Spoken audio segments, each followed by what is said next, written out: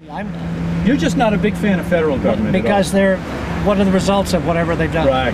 When have they done anything right? Yeah. I mean, the federal government is good at raising taxes, spending more and more money. Defense. And defense. And they got to build the highways. Yeah, highways and bridges, right. But where does all that money come from? It comes from us. Yeah. And if we don't have the money, if they take our money from us, then it's gone.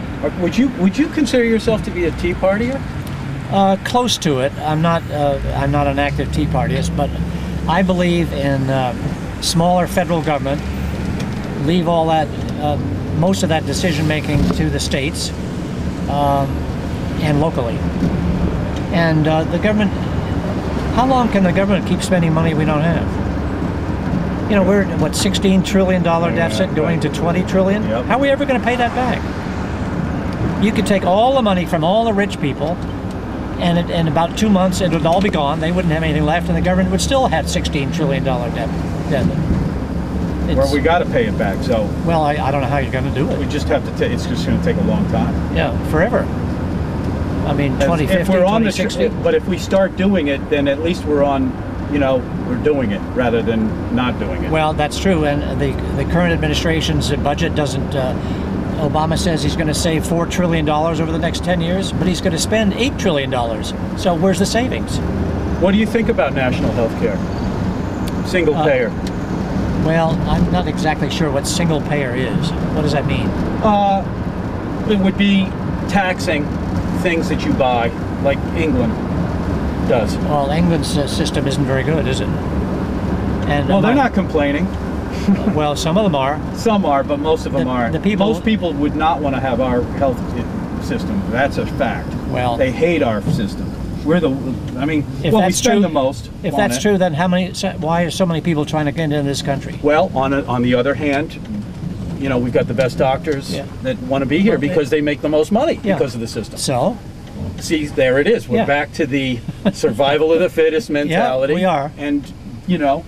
You go in a complete circle, don't you? You're good. I have. And, you know, but at the same time, you have to be careful with that because then you run the risk of revolution in a way. I mean, really, if you don't look at it, if people aren't happy at the bottom. And what about what Clinton said? Did you watch his speech? I did.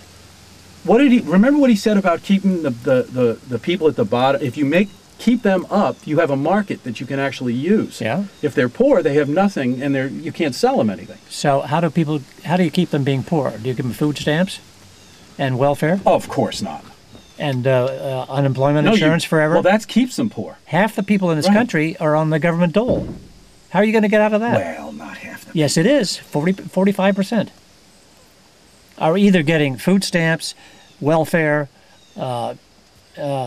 unemployment insurance, you know. Okay. They're not, and half the people pay no income tax, none. So, right. And the other half pay all of it. Well, how about a flat tax? I think that might be a good idea. I love that idea. I do too. I think it would make things a lot simpler. The accountants wouldn't like it. Oh no. They would hate it, and the lawyers would hate it. Oh, they would hate it. Well, that's not all bad. They might have to get into real estate. That might be a good idea. Especially on Nantucket. Oh my gosh, that is funny. Yeah. So that's your right there. That is your hot water system. That's the hot water solar system. When we put it up in 1980, there were 4 panels, and over a period of 25 years, they sort of disintegrated. The ultraviolet disintegrated the plastic. Yep. So in 2008, we replaced them with just 2, much more efficient. Those are glass tops. And it does the same thing as the 4. Oh, that's great. Now, on a hot, sunny day, that will raise in fact, today is one of them. Doesn't even have to be really sunny. It can be cloudy and even foggy. They will work. You can go in the basement and hear the pump running.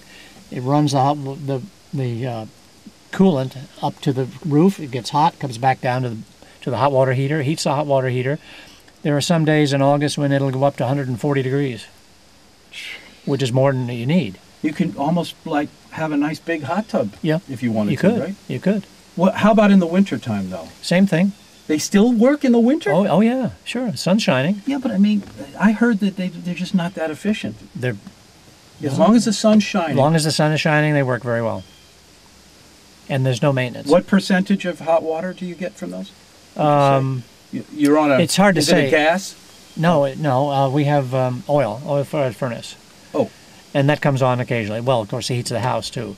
It's hot water. It's just domestic hot water for the sinks and the dishwasher. And in the wintertime, it'll get up to 120. It's so totally separate? Yep. Oh, I see. Yep. And you save money on that too now. Yep. It's paid for itself in 4 years. Okay. Saving oil.